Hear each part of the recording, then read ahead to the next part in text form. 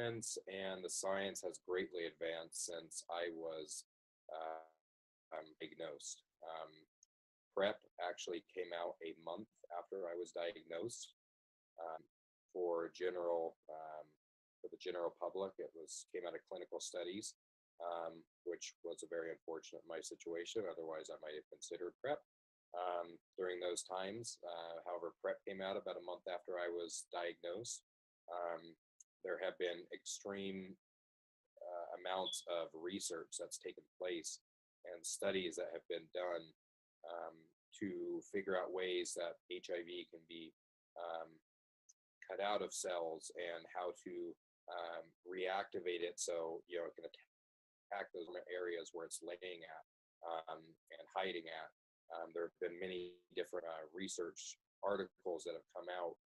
I don't want to state any one particular one because there are so many of them and they are all currently in studies. There is definitely promising work that's being done towards a cure. To state every single study, you'd have to have the whole entire day here, but there are tons of stuff you can find online. And through research, I would definitely encourage you to look at a reputable site, that has the information accurately, because it's the internet. It's 2017. There's a lot of fake stuff nowadays. So make sure that's a reputable site, obviously. However, there's tons of great stuff going on. For myself, a lot of it can go over the head if you're not a biology major and you don't know, that much about, chemistry and all that kind of stuff, and how just science works in general, then it can be a little bit difficult.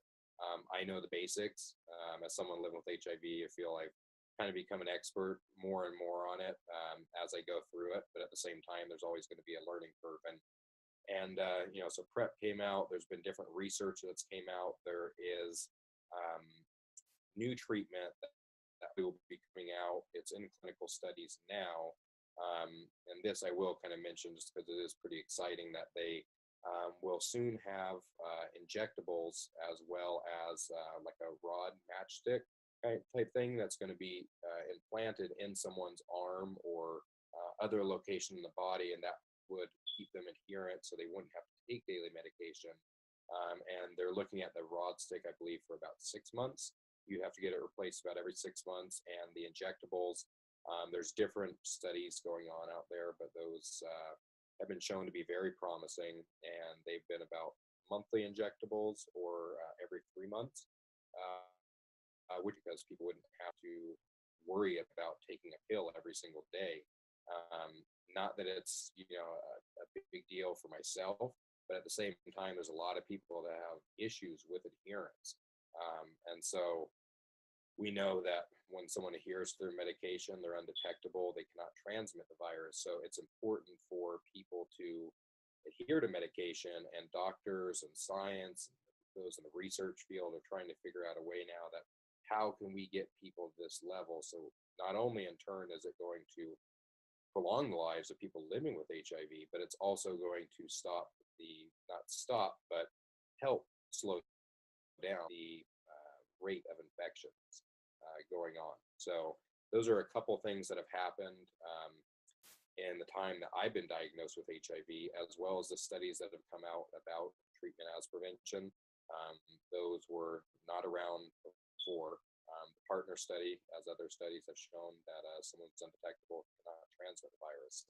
The leading experts at the NIH, as well as others, have also stated that the risk is essentially zero. So that's awesome news.